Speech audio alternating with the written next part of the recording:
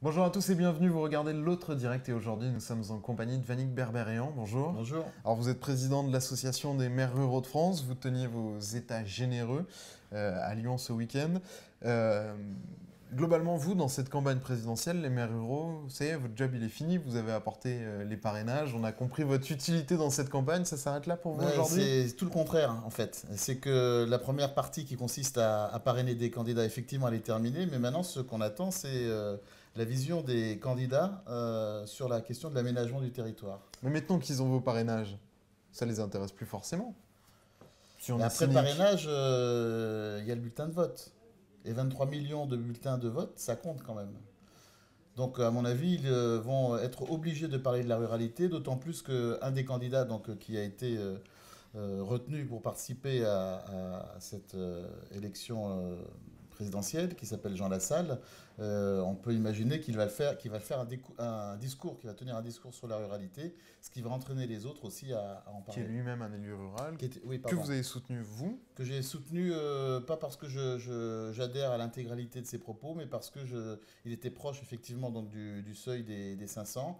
Et je trouvais intéressant qu'on ait des candidats qui ne soient pas estampillés uniquement les grands candidats. C'est un peu méprisant quand même, hein, la manière dont les choses se passent. Vous avez les grands candidats d'un côté, les petits Qui candidats de débattent ce l'autre. soir, Hein, ce voilà, lundi soir. les grands les autres après. À partir d'aujourd'hui, ils sont tous candidats.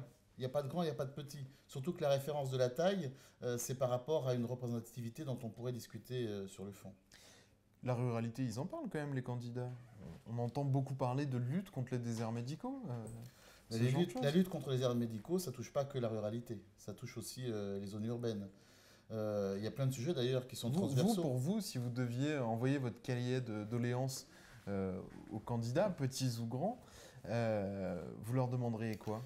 Euh, Dans une dimension symbolique, je leur demanderais de regarder différemment la ruralité.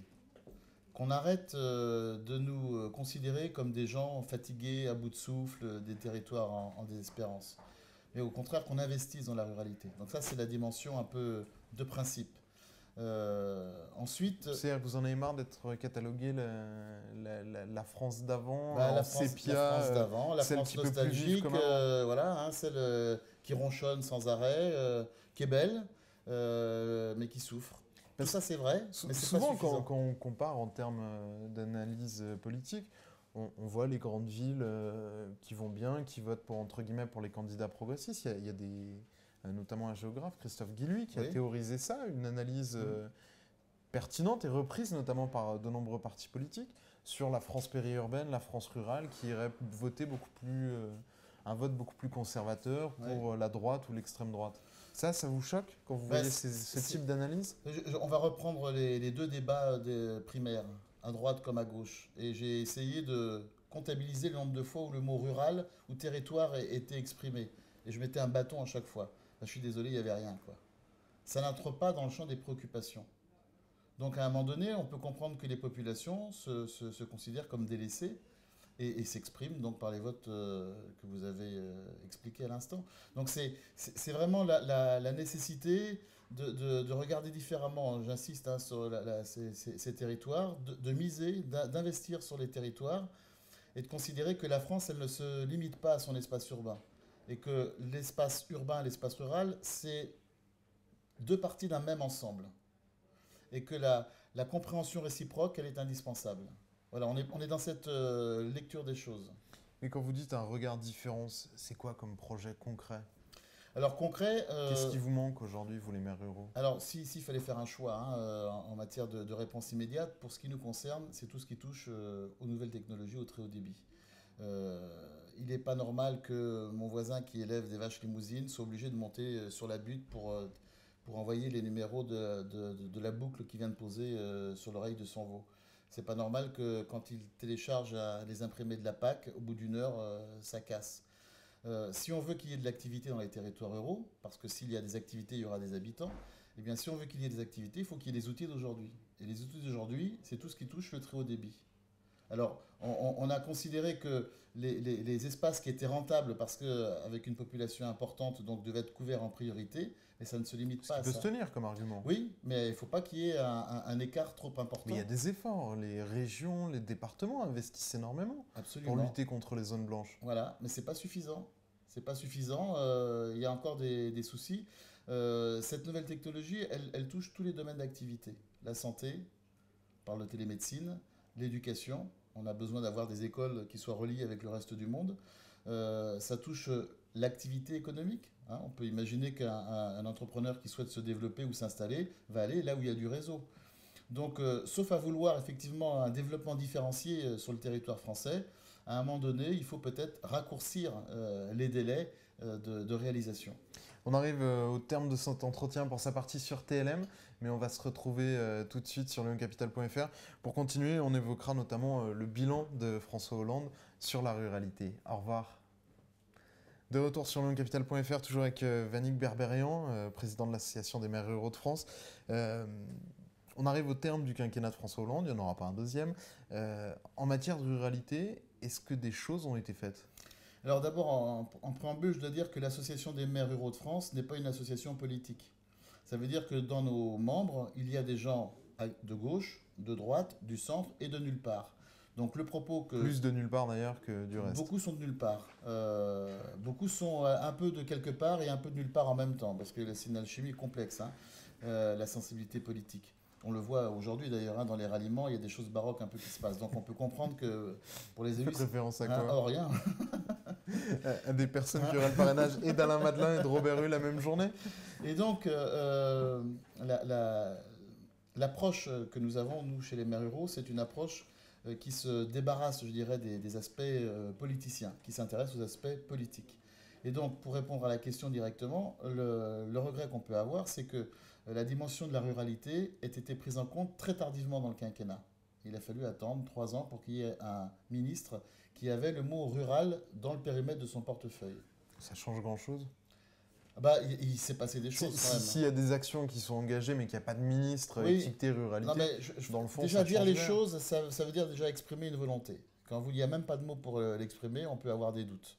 Donc le fait d'avoir très concrètement posé le mot ruralité dans un périmètre ministériel, ça voulait dire que le gouvernement avait une préoccupation. Après, vous ne pouvez pas rattraper en quelques mois les retards cumulés. On a eu 3 comités interministériels à la ruralité qui se sont succédés, avec d'ailleurs des propositions qui étaient un peu recyclées d'un temps par rapport à l'autre. Donc voilà. Mais cette prise de conscience, elle est arrivée tardivement. Et ce que je veux dire, c'est que cette critique qu'on peut faire sur le quinquennat, on peut le faire de manière historique, dans une vision beaucoup plus grande. Parce que la question de l'aménagement du territoire ou de l'équilibre du territoire, c'est un sujet qui n'est pas abordé depuis très longtemps. Et si on veut donc avoir une approche complète, encore une fois... Où il a été abordé, mais pas dans votre sens. D'une certaine manière, Alors, la fusion des régions, la prime aux intercommunalités, c'est de l'aménagement du territoire. Pas comme vous l'aimeriez, mais c'en est. Il y a 2 sujets. Il y a celui effectivement donc, de l'aménagement du territoire qui consiste à équiper le territoire français dans sa diversité. Donc ça, ce sont les politiques, hein, qu'on a pu connaître par le passé, mais qui étaient toujours raisonnées en termes de rattrapage par rapport à la ville. C'est-à-dire qu'il n'y a jamais eu de politique propre à la ruralité. On venait compenser un oubli. Bon, ça c'est une chose.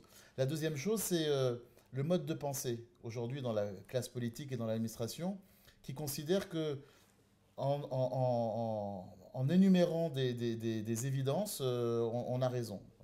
Une, par exemple, il y a trop de communes en France. Voilà, ça c'est quelque chose qu'on entend régulièrement. Il y en a 36 000. Il y en a 36 000. Mais moi je dis, la question c'est pas est-ce qu'il y en a beaucoup, la question c'est est-ce que la commune est utile. Vous voyez, c'est une autre manière de raisonner.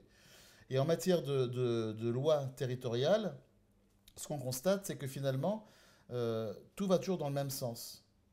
Il y a un processus qui consiste à fragiliser les champs de proximité, à l'éplucher, comme je dis, et à transférer vers le pôle urbain de la strate supérieure.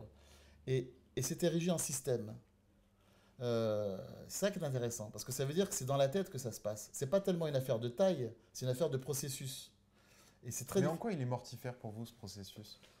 De toujours aller à l'échelon du dessus ? Ça coûte cher. Je ne suis pas persuadé que les gens soient plus heureux.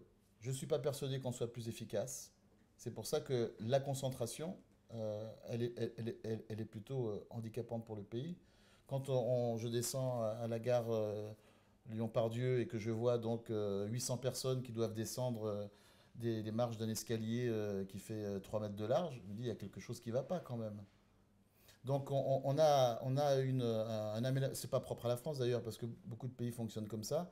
Il y a eu le mirage de la ville, qui était donc ce qui incarnait la modernité, ce qui incarnait le futur, et donc une concentration un peu j'allais dire, physique, hein, vers les pôles urbains.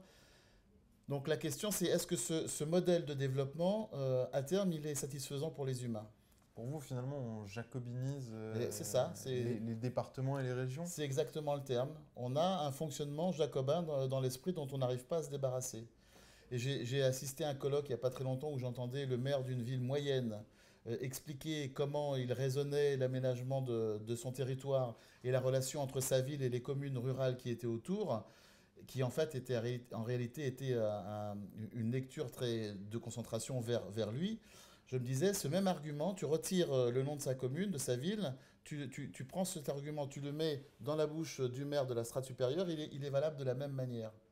Donc c'est pour ça que je parle de processus mental. Et sincèrement, alors soit on considère que c'est un bon schéma de développement et on continue allègrement, hein, soit on considère que on peut raisonner différemment. Et la question de l'équilibre des territoires, dans l'intérêt de tous, c'est une question qui doit être posée et c'est ce qu'on attend des candidats à l'élection présidentielle. Pour vous, quand les candidats à l'élection présidentielle parlent du monde rural, qu'est-ce qu'ils disent? C'est quoi leur vision du Bah monde d'abord, ce rural? qu'ils disent, c'est en général à côté de la plaque parce qu'ils ne connaissent pas le monde rural. Ça, c'est la première remarque. La deuxième, c'est que très souvent, quand on parle de ruralité, on comprend agriculture. Oui, c'est ça, on parle des vaches. Voilà. Eh ben, c'est pas que ça. Et aussi les chèvres. Et il y a aussi les hommes. Et donc, cette lecture de la ruralité, qui est un petit peu, comment dire, un petit peu étroite, vous la retrouvez également dans les dispositifs européens. On participe à plusieurs réunions. Chaque fois que le mot ruralité est exprimé, derrière, ce qui arrive comme image, c'est l'agriculture. Et comme les agriculteurs, enfin la profession agricole, pour certaines productions, a une capacité de lobbying très forte, bien, ils arrivent à monopoliser l'image et le discours sur cette activité-là. Globalement, C'est beaucoup plus large. quand on parle de ruralité, on parle de territoires qui se meurent. Est-ce que pour vous, Pourquoi? c'est une erreur? Non, mais c'est la vision Mais oui, c'est la que vision. nous, Voilà. nous, citadins, Mais c'est pouvons pas que avoir. ça, parce que vous aimez bien venir à la Qu'est-ce qui se crée? campagne. Qu'est-ce qui se Est-ce que crée vous aujourd'hui? aimeriez aller dans un endroit qui se meurt complètement? Je suis pas certain. Donc ça veut dire que les territoires ruraux, ils ont aussi des atouts en termes de qualité de vie, en termes de qualité de paysage, en termes de relations humaines. Il y a une valeur positive à la ruralité. Il n'y a qu'à regarder les publicités, hein, qui passent à longueur de temps sur les chaînes de télévision. Chaque fois que vous voyez quelque chose de... Quand on veut exprimer C'est pour l'authenticité, acheter les produits de la politique agricole commune. mais aussi les paysages, et aussi une relation humaine. Donc quand on parle de la ruralité, on défend toujours une image positive, mais on reste dans une conception un petit peu étroite et caricaturale. C'est pas que ça. On est dans une forme de lecture idyllique, hein, qui est alimentée par une espèce de nostalgie, hein. Euh, c'est sympathique, mais c'est plus ça aujourd'hui. Je crois qu'on, c'est ce qu'on attend aussi de ce débat, c'est que le mot ruralité, d'ailleurs, c'est pas que pour le débat, parce que ça va durer pour les législatives et puis pour des années encore. Ce qu'on souhaite, c'est que ensemble, on réfléchisse au mot ruralité. Quel sens on lui donne aujourd'hui? Voilà. Si je vous pose la question, qu'est-ce que c'est pour vous la ruralité? Vous allez dire C'était quoi? le thème de cette émission qui va s'achever bientôt. Vous allez avoir une vision peut-être un peu nostalgique qui vous renvoie à une enfance, à des liens familiaux. Voilà. La ruralité d'hier, elle n'existe plus. Celle d'aujourd'hui, elle existe, et celle de demain, elle est à construire. Voilà. Donc il faut faire cet effort de réflexion et oser. Et on verra si au bout de cette aventure présidentielle, vous aurez, vous, les réponses sur la ruralité de demain. On sera très attentif. Merci beaucoup en tout cas d'avoir répondu à notre invitation et à nos questions. On se retrouve très bientôt pour une autre édition de l'Autre Direct. Au revoir.